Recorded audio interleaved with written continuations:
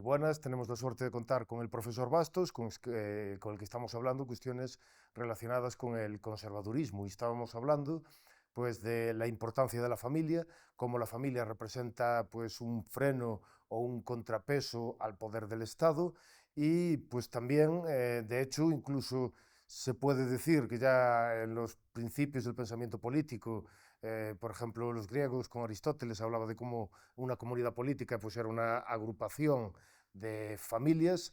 Lo que pasa es que, claro, eso era en comunidades pequeñas, donde la relación entre familias, comunidades, pues puede ser más directa. Sin embargo, los estados modernos, también al ser muy grandes, al constituir pues millones de personas, al no tener una relación tan directa unos con otros, es más fácil que el poder político pueda erosionar tanto a las familias como a esas comunidades. Claro, y el Estado moderno de grandes dimensiones, en los estados más pequeños o microestados, digamos, ese tipo de comunidades aún subsiste el cantón, aún subsisten otro tipo de instituciones. Pero la idea es esta, que la comunidad es autosuficiente en muchas cosas, no en todas, pero en muchas cosas. Y si la comunidad presta muchos servicios, había que el libro de Norman Johnson, El Estado de Bienestar en Transición, es un libro que no tuvo mucha fortuna, no fue muy conocido, pero explicaba esto, es decir, que muchas cosas se pueden hacer a nivel local, a nivel parroquial, incluso a nivel de clubes de fútbol o de rugby o de otro tipo de cosas que tienen asociaciones y que sirven para prestar pequeños servicios sociales, incluso de asistencia o de ayuda o mutualidad, ¿no? Y esa es la idea que se plantea, es decir, porque las comunidades de más o menos estables donde vivimos etcétera, no podemos hacer, porque también frenan el poder del Estado. Y ese libro es, siempre cuando hablo de esta cosa, siempre me acuerdo de la comarca del Hot, ¿no? Que Que pasa el... hasta Graeber en uno de sus libros o sea, se refiere a este tipo de cosas.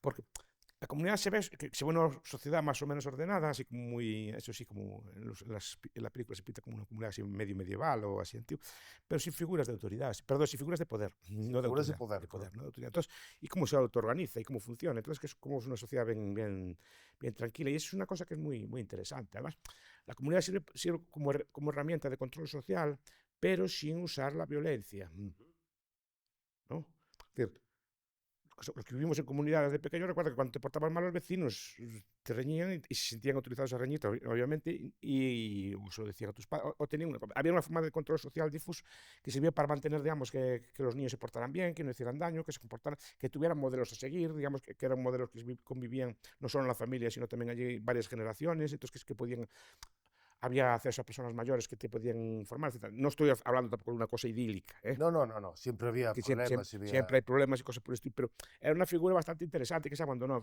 Supongo que la urbanización, no por la urbanización en sí, sino cómo se plantea la urbanización. Uh-huh. La urbanización se plantea no como de vivir en comunidades de ese estilo, que aún quedan en algunas ciudades, sino como destruir las comunidades, que el individuo sea totalmente dependiente para todo del Estado. Uh-huh. Que es una de las Se, formas más se ve, fáciles por para ejemplo, en las controlar a ciudades, las uno personas. no conoce a los vecinos. Algunos lo ven como una cosa buena, yo no lo acabo de ver, es una persona que vive encima mía, ¿no? Encima mía, que le puede tocar así, a un metro. No, a muchas veces no sé quién es. Sí, sí, sí, sí. Y eso, evidentemente, la persona está mucho más aislada. Está aislada, Y por es lo tanto, mucho más sola, no. precisamente está sola en medio de gente, ¿no? Sí, sí, sí. Pero claro, también implica. Pero nadie se preocupa por ti en ese aspecto libre, que puedes hacer lo que te dé la gana, pero nadie se preocupa por ti en otro aspecto. Claro, si te pasa algo malo. Si tienes problemas, si estás enfermo, es problema tuyo. Nadie se va a preocupar de ti. Y eso no sé si es tan positivo, ¿no?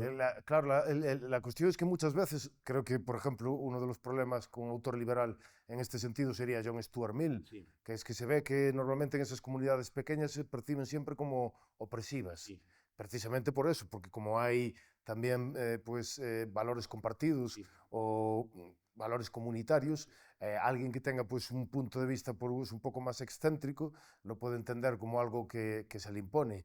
Pero creo que es una de... A mí por eso no me gusta mucho John Stuart Mill en ese No, a mí sentido, tampoco. porque me parece que se utiliza esa forma como de liberacionismo, de que lo que tienes que ser es completamente, pues, crearte a ti mismo, no tener ningún tipo de tradición, no estar sometido al pasado, Sí. y entonces eso se puede utilizar para aislar a los individuos y para controlarlos también mucho mejor. Claro, porque los atomizas no perteneces a ningún sitio. Entonces eres un individuo indefenso frente al poder del Estado. Si el Estado te quiere llevar a una guerra, pues te lleva a una guerra. No tienes quien te defienda, no tienes un refugio familiar, no tienes ni siquiera quien te apoye. ¿No?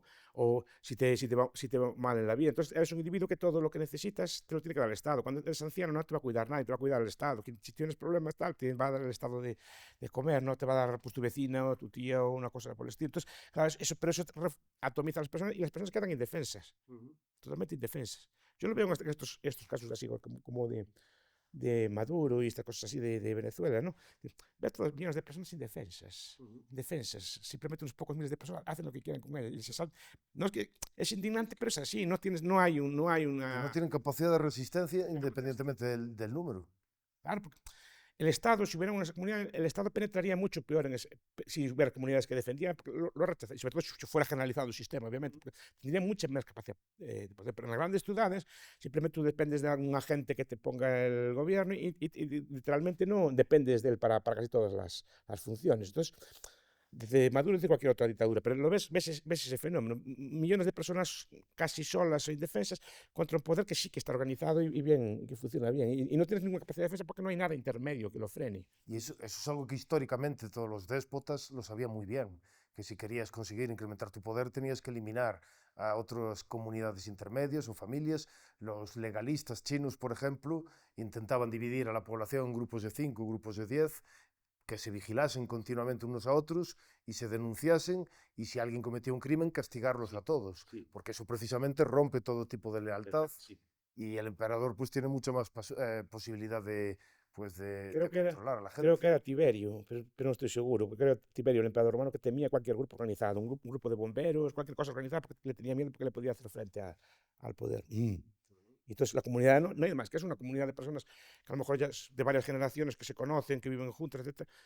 Es un freno muy, muy grande. Es decir, tú ves las ciudades atomizadas, como incluso en las pandemias se delatan unos a los otros, porque no hay ningún tipo de sentimiento de solidaridad, no hay ningún tipo de defensa de proteger al tuyo frente al de fuera.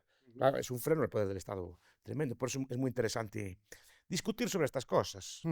Sí, yo creo que hay que encontrar puntos de unión, o por lo menos a mí me parece muy importante encontrar puntos de unión entre algunos autores comunitaristas, autores conservadores, autores que hablan de esta idea de, pues, de las comunidades y valores compartidos, pues con pensadores liberales y pensadores libertarios. Porque estás estudiando el indigenismo, y tú lo dices muy bien, es decir, que al final es el Estado moderno, con supuestos derechos de ciudadanía, quien elimina todas las comunidades previas y las formas de organización previas que tenían los pueblos originarios, que tenían formas de organizarse a sí mismas, y resolvían sus problemas, y el Estado los hace ciudadanos, pero los deja así como indefensos, pero les acaba con todas las fuentes de legitimidad que tenían sus prácticas tradicionales, que pueden ser buenas o malas, pero podían haber evolucionado sobre sí mismas, no forzadas desde un poder extraño. Es decir, pues, ¿cómo acaba con todo eso? Y al final, para buscar atomizarlas, para buscar el desarraigo.